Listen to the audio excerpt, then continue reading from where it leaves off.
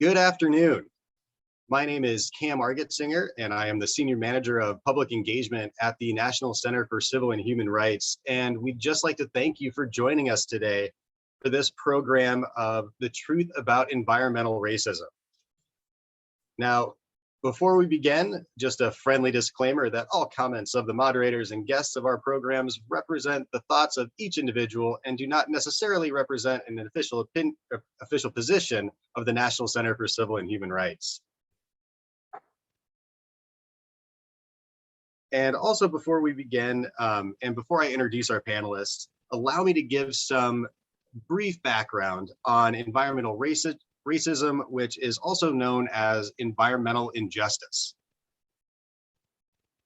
An April 2002 article from Environmental Health Perspectives defines environmental injustice as the disproportionate exposure of communities of color and the poor to pollution and its concomitant effects on health and environment, as well as the unequal environmental quality provided through laws, regulations, governmental programs, enforcement, and policies. Communities of color and the poor have organized to oppose environmental threats for decades. But an instance in Warren, North Carolina marked a significant instance of environmental protest by people of color that gained national attention. A little bit more background on that. In 1982, a rural, poor, and predominantly Black Warren County, North Carolina, protested the dumping of 6,000 truckloads of soil that was laced with industrial waste in their county. There were 6 weeks of protests. When the trucks came, people laid down in front of the trucks to ensure that it couldn't be dumped. There were over 500 arrests, and they still dumped the waste in their county. Now, this was certainly not the first protest, certainly was not the last, but it gained significant national attention and was a spark for what we're talking about today and the work that our panelists have engaged in during their careers. First up for our panelists is Donna Stevens. And Donna will talk more about this, but she is the founder of the Chattahoochee Brick Company Coalition. We are also thrilled to have Bernita Haynes, sorry about that, who is a consumer protection attorney. Now, to start off, just like to start with Donna here. Donna, you have spent years working for environmental justice in Atlanta. Please tell our audience about the environmental injustice that you see in Atlanta and how you got involved in it. Well, thank you, Cameron. I've got involved primarily because I started attending community meetings, specifically my NPU meetings. And I was invited to join the Proctor Creek Stewardship Council, which became like my favorite organization, which is under the West Atlanta Watershed Alliance. And through that, I met people at the EPA, Army Corps of Engineers, EPD, Atlanta Watershed Management, various governmental and non-governmental agencies throughout Atlanta. And I didn't realize how fragile my ecosystem was here in Atlanta. And of course, that gave way to other organizations that I started reading feasibility studies and data. And I just couldn't see how I could just sit still and watch all these things going on. So I started advocating for environmental justice issues. And I attended the inaugural EPA's Environmental Justice Academy, and that opened up so many possibilities for me on that realm. I see environmental justice every day, specifically, of course, with the water, with the fragile nature of the water. It fluctuates from day to day. Most people don't realize how fragile Proctor Creek and the Chattahoochee are when it comes to the levels of just E. coli, not to mention the industrial waste dumping that occurs there. And then you have the lead poisoning in Vine City. You have soil contamination throughout the city when you talk about brownfields. Quality of life issues with the air include asthma, lung cancer, and things of that nature, but also the disparities when you talk about access to healthy foods. Uh, a good portion of Atlanta is under food label of a food desert. You you don't find grocery stores in a lot of Atlanta. I mean, for miles. And then when you throw transportation in there, people just can't get from point A to point B with transporting their groceries. So yes, there's quite a bit of environmental justice going on in Atlanta. Thank you, Donna. And Bernita, the first question to you, you have worked in environmental justice as well as consumer protection and clean energy. Tell our audience a little bit about how you started in this work and what motivates you to continue.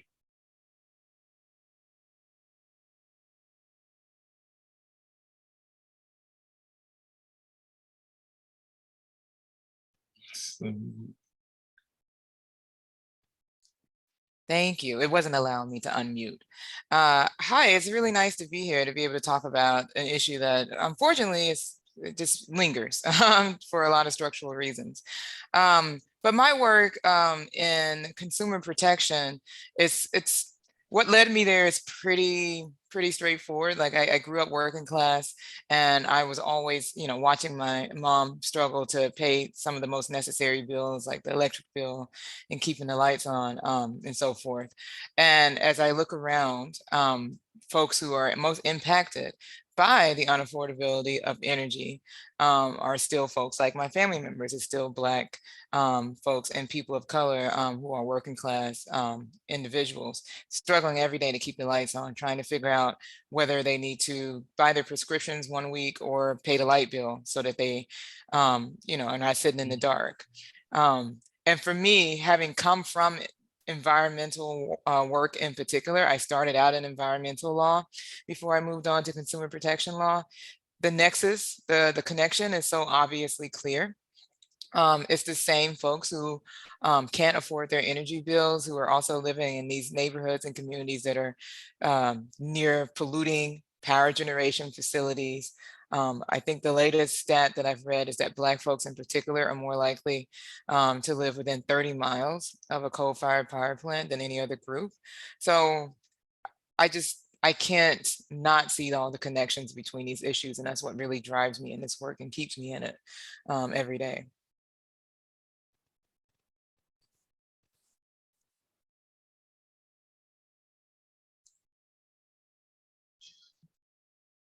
Thank you. Now, this question is for both of you.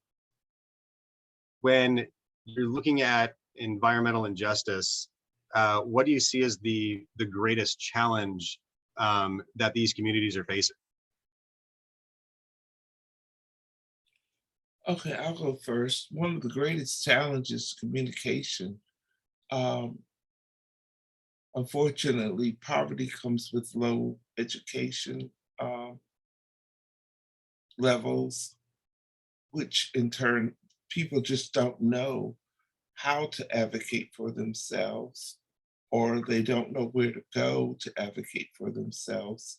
And quite frankly, no one really cares if it doesn't affect me. So having someone else advocate for you is not really going to happen.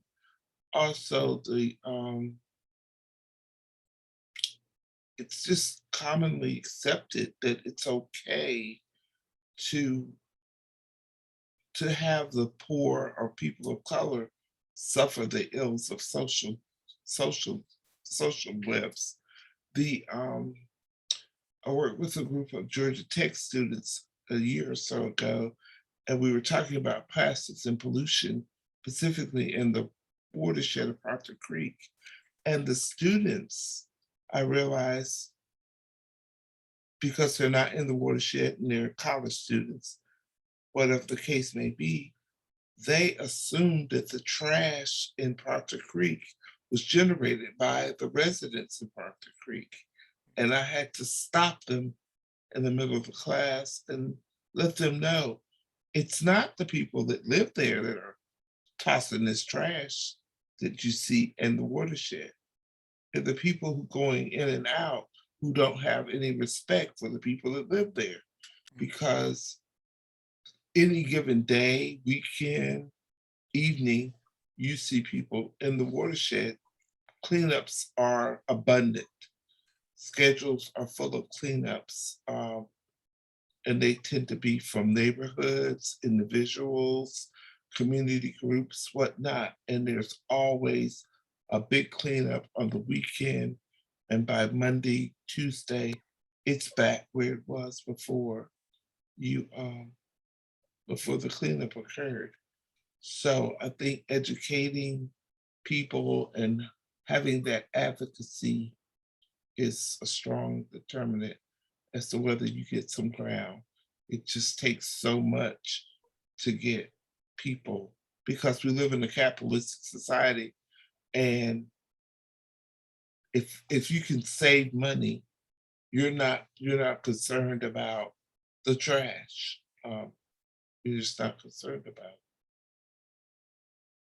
And Yeah, I would say one of the, things most that I think is most alarming in terms of how communities are impacted by environmental injustice and an energy inequity connected issue is simply the health issues that stem from living in these kinds of environments. The emissions from power plants, they're connected to all kinds of respiratory conditions, higher rates of asthma and cancer, things like that. And we already see very high rates of asthma in Black communities already. So what we're seeing in these kinds of communities are folks just feeling, having a lot of exacerbated effects of living in these communities. Not to mention the homes that folks are living in that are energy inefficient, which is requiring them, actually, because their homes are so energy inefficient, requiring them to use even more of this dirty energy that's polluting their community. So it's this horrible feedback loop. Essentially, you have folks who are primarily Black and brown who are living closer to polluting dirty energy facilities. They are living in energy inefficient homes, not able to access clean energy like solar and energy efficient technologies. So they're even using more of this this sort of polluting technology that's already harming their community's health. And that's not even to speak of the financial problems that stem from these energy inefficient homes that people live in addition to the public health issues around it. So to me, it's a perfect storm of public health issues where a community just really has no way out. There's no way out of this vicious cycle for them in some ways. yeah, and what you both just said, I kept thinking more about just the cycle that these communities are dealing with. Donna, as you pointed out, the people who are living around that creek are also the ones who are going in and picking up all of that garbage and, going into, polluted areas to clean up when they might otherwise be spending time with their families and, Yes. just not blatantly exposing themselves to that when it, to no fault of their own, they have to deal with. And, and that's just cyclical. Yes. As well as Bernita, what you said with, I've heard this said before, like the cost of being poor is exorbitant. Yes. Yes, It is. absolutely. And my wife is in public health, and she remembers sitting in a lecture, hearing a story, and I'll get it close. But two people are at a riverside. They're on the embankment, and they see a child floating down the river, and they run in and pull the child out. and then they see another and another and another. And finally, one of the guys starts running upstream, and the other guy says, "What are you doing?" He's like, "I have to figure out who's throwing these kids into the water." So it's going to address the problem rather than just reacting to the problem. Right. And that story always sticks with me. And kind of what you just mentioned really made me think of that. And to that point, what kind of things, Donna, I know you brought up some of the organizations that you've worked with, and you are a brilliant example of someone who has recognized that without getting involved, nothing is going to get done. What is the process to become an advocate, and how to advocate for your community? Because I think a lot of people don't realize the steps that go into actually getting involved. Well, most people are intimidated by just the idea of speaking out, but you'd be surprised at just your mere presence in a community meeting, starting a neighborhood association, or just volunteering to sit and listen. For instance, at a Proctor Creek Stewardship Council, which is a grassroots organization, or going down to City Hall and speaking to your council members or city planners or anyone and say, "Hey, look, I need help with X, Y, and Z," or talking to your utility provider and saying, "Look, something's not right."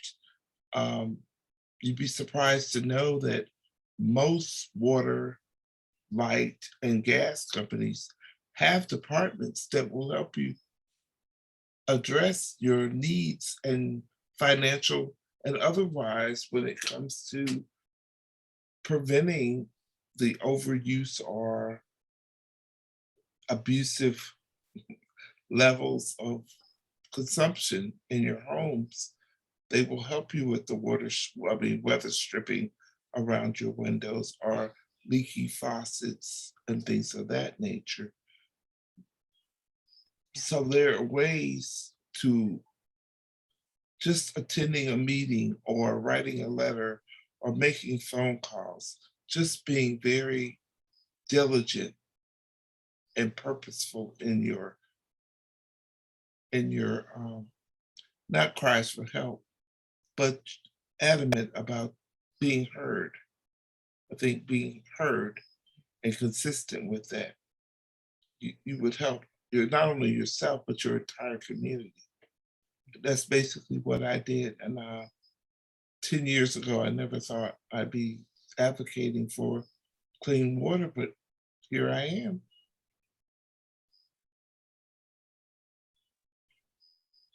Bernita, I know it looks a little bit different with the approach that you take, as you have made a career out of this. But tell us a little bit more about what you do. Yeah, so my work is pretty multifaceted actually. I work in consumer protection generally, but what I focus on is energy affordability and tangentially medical debt, but we won't talk about that. But what I work on specifically is energy affordability, and that takes a lot of forms. We're talking pushing for programs and policies that will help folks make their homes more energy efficient, pushing for policies and programs that provide, financial assistance to people who need it to keep their lights on, pushing for programs and policies that will actually clean up some of our energy supply. How can we move people from natural gas, for instance, to heat pumps, which use electricity, which can be generated from cleaner sources like solar and wind. So it takes a lot of different forms. I've worked very closely with folks who are advocating for more LIHEAP funds. That's the home energy assistance program that a lot of people have to rely on to some extent because they're low income. I currently have been working closely with some folks at Natural Resources Defense Council on water protection issues, actually, Donna. And Oh, so we're putting together a water advocacy toolkit that hopefully we'll stay in touch because I can share it with you. It's for the community member who wants to, keep advocating for their communities to have clean, affordable water more so than clean water, since that's kind of out of the domain of my work. But trying to figure out how to push policy at a federal, state, and local level to make things easier for people, to make make sure their communities are cleaner in terms of energy, that they actually don't have to worry about. oops.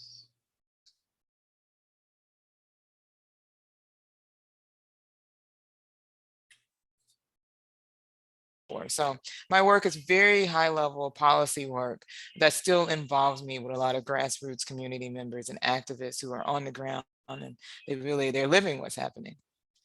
So Yeah. It takes all of us. everybody has a very important role to play in Mhm. solving a problem that is this layered and this complex. Yeah. Yeah. We can't stress that enough. And Hmm. your skill, whatever your skill set is an asset. Hmm. Absolutely. And it is so layered and multifaceted. Donna, you mentioned a few different things, such as lead poisoning and brownfills. And you mentioned a specific area of Atlanta that is in particular dealing with that. Would you mind telling us a little bit more about like right around the old Chattahoochee brick factory and what's going on there? Okay, the Chattanooga Brick Company site was under, okay, well, historically, it was a site for convict leasing in the 1800s following the Civil War. So it has a checkered past, but it's also a quote unquote brownfield currently today. It's located here in Atlanta, in Northwest Atlanta, and it borders Chattahoochee River, Norfolk Southern Railroad, and it sits in a gas tank farm, where tankers fuel up to send gas to various locations throughout the South. Major oil companies 24/7. And the trains run unpredictably all day, all night. I don't think I can sleep without hearing a train because I've grown up listening to the trains. But in all of that, the over-industrialization in that area has marked the area with quite a few environmental justice issues. As we spoke earlier, there's the water, primarily in Proctor Creek and the Chattahoochee. The levels there are just well above normal for the United States. And there's a floodplain on that property, as well as the air pollution that occurs there from the trains and the fuels and the trucks. And the 285 is right there bordering on the other side of Proctor Creek. And then there are the other trucks and trains and whatnot. And then you have, let's see, I said air, water, soil, but you also have the quality of life issues, high rates of asthma, diabetes, cancer, food insecurities. All those things make a storm of environmental justice issues. I can't speak enough about some of the things that go on there. At one point, my dad and I were taking community neighbors to the grocery stores because they didn't have cars and they didn't have ways to get to the grocery store just to buy basic groceries. And that was really alarming for both of us because we just couldn't understand because we have cars, we didn't realize how blessed we were to have a car.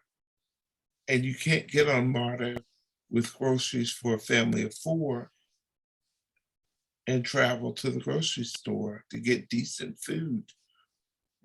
And with that comes, a poor diet equals a poor health situation. And you're already more likely to have those diseases and conditions just because.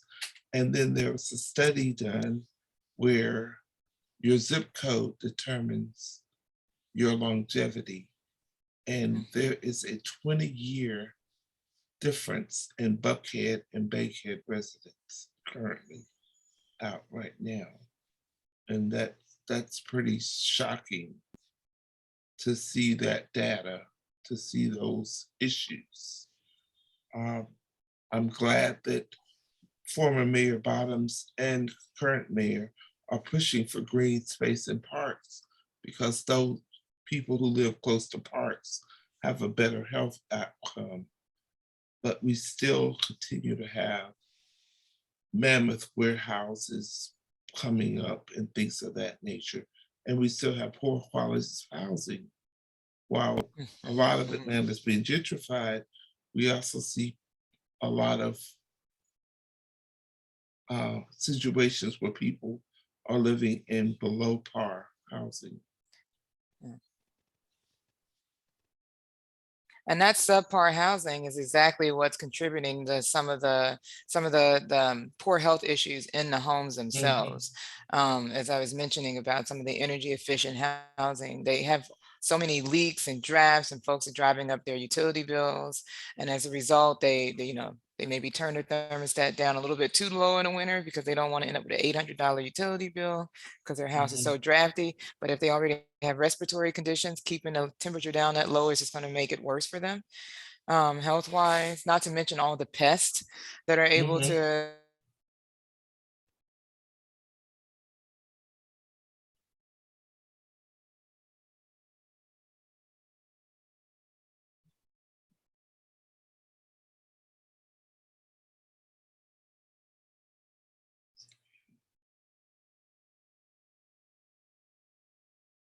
Bernita, I think you froze just a little bit. Yeah.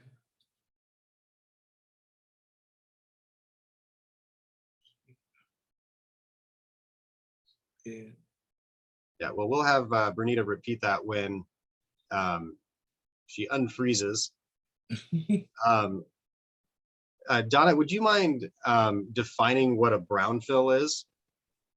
A brownfield is typically a former gas station or dry cleaner location that's been abandoned and not cleaned up by definition of the EPA.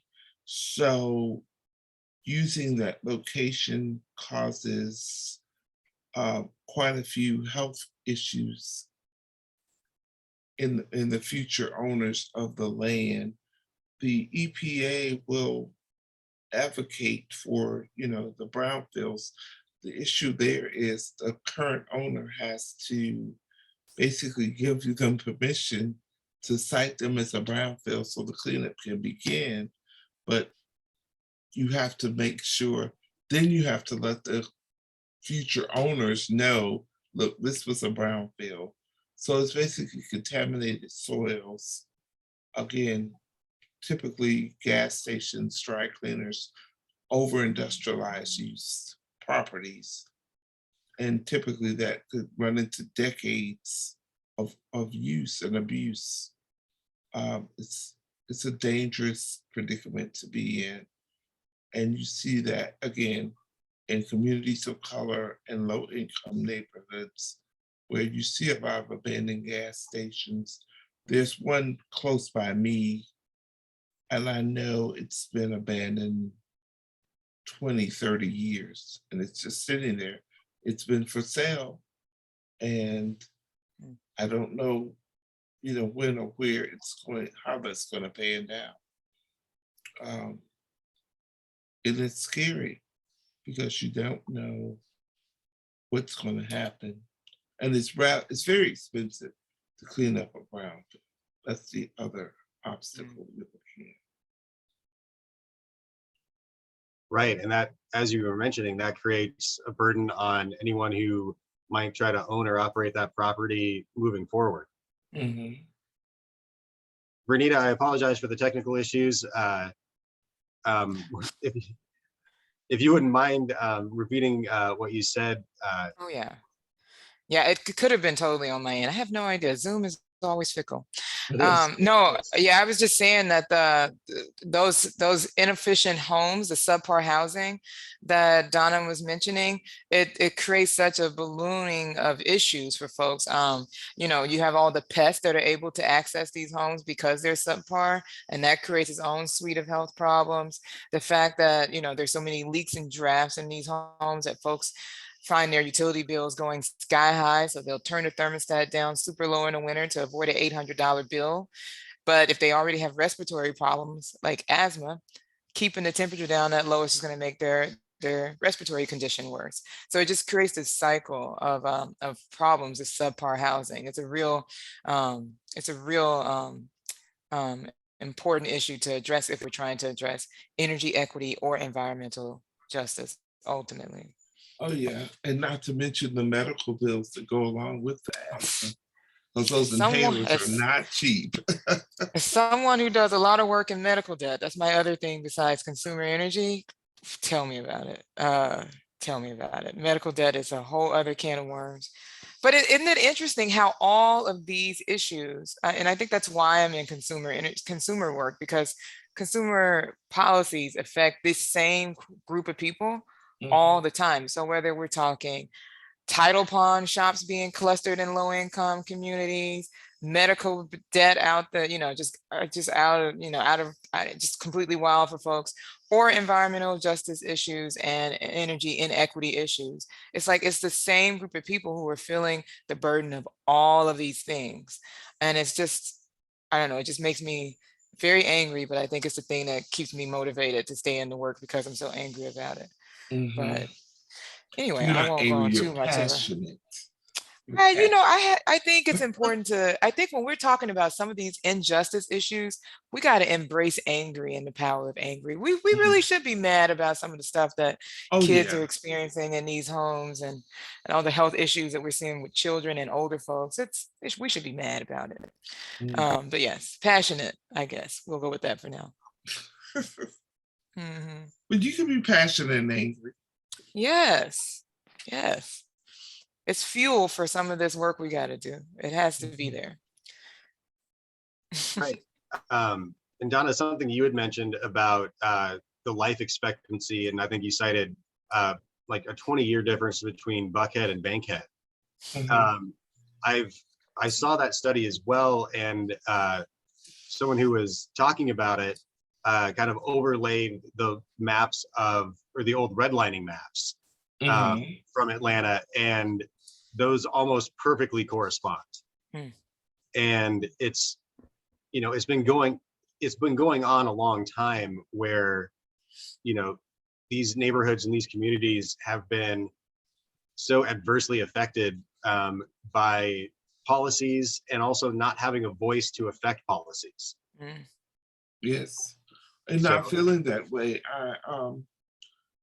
I worked in Midtown for a while, and it was always so strange. What's strange about that is I live off Bankhead, but I worked in Midtown, and my sister was just like, you know, I had started eating better by default, because I literally would pass like 5 Publixes, 4 Krogers, Whole Foods, Trader Joe's, and all these healthy fast food places, quote unquote, restaurants. And then not to mention all the green spaces and parks and gyms. Like I passed like 3 or 4 LA Fitnesses and all these boutique salon kind of, and that transference, even though I didn't go to all these places, they affected my daily lifestyle in such a way. People say, what are you doing? And then it suddenly dawned on me, I'm in a healthier environment. I work 12-hour shifts. So I'm in a healthier environment at least 13 hours a day. And unfortunately, most people who live in low income or primarily neighborhoods, people of color, we don't tend to move out of our areas. I remember specifically working at a school and in Fulton County, and the kids never really left College Park, East Point, like ever. Like that's just where they stayed, and they never ventured out. So there was so many disparities in their lives, not just culturally or any other way, but the food access, the transportation. There's so many variables that play into that type of just your location.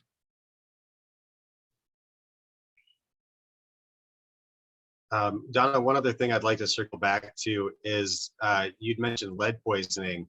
In your experience, where is that lead coming from? The lead poisoning. Okay. Someone decided many, many years ago that they would dump construction waste into areas to fill the voids in the soils to build houses on. And right now we're looking at Vine City, English Avenue. One of my good friends, Miss Rosario Hernandez, she's been featured in the Atlanta Journal-Constitution and other medias. She's a strong advocate for the cleanup there with the EPA, and they discovered lead poisoning in the soils in those particular neighborhoods. And so the EPA is doing a massive cleanup in that area as far as the soil is concerned. So that's where it's coming from. It's coming from dumping in that instance. But as we saw in Flint, Michigan, it's in the water. When I was in EJ Academy, one of my classmates, he was advocating in Tennessee for water cleanups with the lead poisoning in the pipes, primarily in the schools for young kids, because you see a new water fountain, you think, oh, that's great, but they weren't changing out the pipes. So the pipes were filled with lead, and the children were drinking the lead. And as we know, lead poisoning affects the intellectual abilities of children, and you can't reverse that. Right. So you have those low test scores, and the growth and development of those children is tremendously affected. So yeah, lead poisoning is real. Yeah, lead exposure is so detrimental to a young brain, and Right. with And not young to children of my mention the own, lead, right. yeah. Lead poisoning in paint. Some paint still have it. It shows up quite a few places. So you mentioned that the EPA has come in and is starting to help with a massive cleanup. What does that cleanup look like? Well, Do you they've have been, an idea of like how that process works? yes, you would contact the EPA and they would do a soil sample to see if you had the lead poisoning in your yard. And they would come back with the findings, and then they would come through and they would basically scrape the yard, the soil to a certain level, and come back and fill it in with the appropriate soil, basically non-contaminated soil. But I don't have the links with me today, but that's basically what you would do. Okay, so kind of the idea being, if you can replace the contaminated soil at least to a certain depth, then with that new soil, it should in theory Right. it shouldn't affect your, Should keep that down. Okay. right. So, but it's the EPA Zone 4 Okay. would be who you would contact. And Emory University is also involved in that. I believe it's the Hercules program. You would contact them. But Excellent. I'm sure the English Avenue, the English Avenue Neighborhood Association or the Vine City Neighborhood Association could also help Great. Yeah, I'm very curious about that. So thank you. I will definitely be looking that up. you. Mm-hmm. Well, we are approaching our time to move into our question and answer from the audience. But I would like to give you both the opportunity to share any final thoughts with the group before we move into their questions.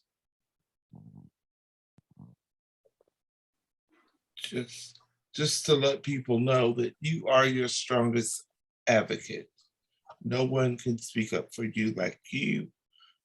Don't be intimidated. Your voice needs to be heard. And keep knocking on doors and calling people until you get the right person. Don't give up. Yeah, and I would encourage people to recognize how interconnected all these problems are. I've avoided going into any of the other topics because they're not part of this discussion, but the interconnectedness of all of these issues, whether it's health, environmental injustice, housing quality, energy bills, is also connected. And so figure out where you fit in and where you really want to do the most work, and try to work with as many people as possible, as many types of voices as possible. Because I can tell you that at the policy level and trying to solve these problems, you have to have so many different types of voices at the table to get any movement, any traction on policies shaping these issues. So definitely plug in where you fit in is my main suggestion. Well, thank you both so much. And now, if anyone from the audience has any questions, feel free to drop that in the Q&A section or into the chats.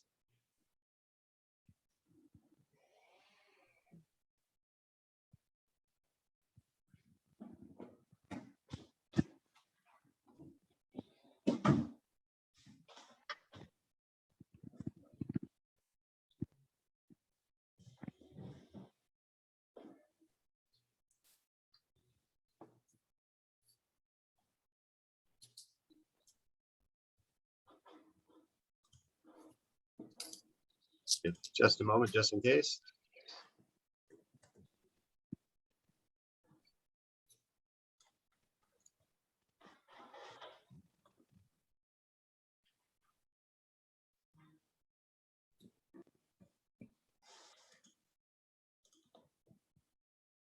And Donna, something you and I were talking before we came online, with a lot of the older houses in the city, like if you have asbestos in your house or lead paint, the remediation of that is incredibly expensive. Correct. Correct. And also, I was reminded earlier, we were doing some work. I believe it was English Avenue, Vine City, and we were doing some site visits or something. I forget. This was years ago. And this young guy comes out of his home, and he starts talking about the flooding. There's a lot of flooding in the Parker Creek watershed. His home was literally, the subflooring was flooded, that you could hear squishing noises when you walked across the floor. So when I talk about quality of life issues, I'm not talking about, the neighbor playing music at odd hours of night or things of that nature. And he had small children. And to hear, literally hear squishing noises to that level in your home on a daily level was just mind-blowing. Or I've heard people say they visited people's homes and their walls were literally black with mold and mildew because of the flooding in their area, or that growth, or to see the green, on homes, and you're like, what is that? And it's again, it's the mildew and the mold showing up. Those types of things, again, they aren't cheap either. So, No, and to your point, as you said earlier, it's very expensive to be poor. It's very expensive. And you throw in, not even having a bank in your neighborhood and relying on check cashing stores. I remember I went in one time because I was just too lazy to go to the bank, and I was just floored at the rates, cashing the check, buying the envelope, buying the stamp, buying the martyr cards. And I was just like, why are these individuals the money orders? It was unbelievable. So that's extremely cyclical, and back to the mold and the mildew, and like that definitely has a physical health, negative effect. And, as we've mentioned many times, asthma and other lung problems, the mental health effect on that is significant as well. I had anxiety just listening to you describe it. It's, as we've said many times today, it's so multi-layered and multifaceted, these issues, which Bernita, like the work that you do, and you brought that up, is how layered it is, and how it is, environmental injustice is affected by so many different things. And there's so many contributing factors. Yeah, absolutely. Oh yeah. Well, I don't. Oh, go ahead. Oh no, I was just saying, you don't think about them as environmental issues, but they're there. I mean, just transportation alone. I challenged a friend of mine the other day and said, well, how much do you think a martyr card costs? And they had no clue. And I said, well, if you make minimum wage, that's a lot of money. You can forget owning a car. But if if the martyr card takes up the bulk of your paycheck and to get to work, not to mention all the lost hours you spend taking yourself to work via martyr, because the system is flawed, it could be very, like you said, mentally stressful. Absolutely. All right, I don't see any other questions coming in. So let me take a moment to thank you both so much for being here today. Would love to involve you both in future programs. You both are wonderful, and thank you so much for being here. Thank you for having me. Yes, thank you. And thank you to our audience for spending your lunch hour with us. We truly appreciate it. Yes, thank you. Oh, wait, we have one person who had a question. And it was? We're gonna see. Oh, wait, yeah, I see here. There's a question in the Q&A box. Oh, there it is. Yeah. I missed it. Yeah. Says, thank you for your time. My question as a college student in Atlanta exploring topics of environmental racism, would connecting and understanding the culture of these communities help in being an informed and positive advocate?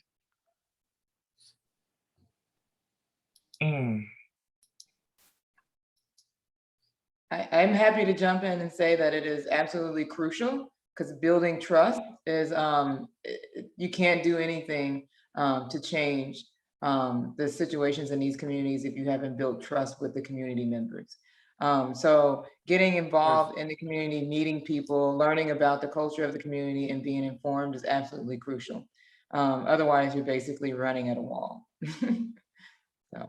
Yeah, and also having worked with a number of institutions and students, the community is fatigued because they're studied so much, Mhm. and they feel like students, professors, institutions gather the data and it sits on the shelf somewhere. And they're fatigued and they're tired of basically giving away intellectual property Mhm. for free and then not getting anything out of that. The students get grades, the teachers get tenure, the institutions get Grant. accolades, but the grassroots people, they're still stuck with the flooding, the asthma, the lack of resources, those types of things. So Mhm. when you do go into those communities, I think you need to think about the people that live there and not just the data that you're collecting. You need to think about how they live and what they're giving up in return for you to be there. And one thing I always say too, because that is absolutely true, people are studied to death at this point, and it's just disrespectful after, it's very extractive. Mhm. After a while, it's just so disrespectful how folks come and go, they get what they need and they leave and you never see them again. I always say too, that the one thing you have to do, you have to, if you're going into communities to learn about them, they're experts on their culture and their lives. And we treat experts a certain way, but somehow that turns off when we go into these communities. We think folks are just supposed to give us their time for free, that they just have all this time to meet with us when we're ready to meet with them. I think one of the best things you can do in terms of engaging with communities is you let them set the tone. You're Yeah. not coming in there and saying, I'm planning this meeting for you all. You come in and you say, you know what, how can I be helpful to you? Right. Instead of looking at them and being like, how can you be helpful to me? So that it's something I learned over the years in this work. And as someone who lives in Southwest Atlanta, I see people come in and out of here in a very extractive manner as well, trying to just get data and move on.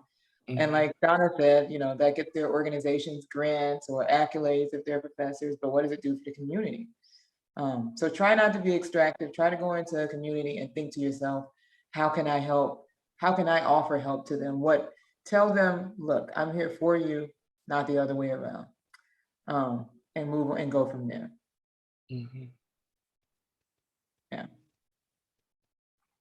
I'm glad you said that, Donna. Thank you. Mm, Yeah, thank you for your question, Jasmine. And yeah, and thank you for those answers. That makes perfect sense. And I think that's something that especially young researchers might not necessarily think about. And so that was important to hear. mhm. Oh, yes.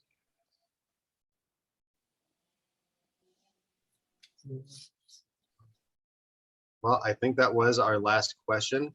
So I'll say it again. Thank you so much for being here. I truly appreciate it. I certainly learned a lot. I hope our audience did. And I hope you have a wonderful rest of your Friday and a weekend. Okay. Thank you. Thank you, everyone. Bye. Bye.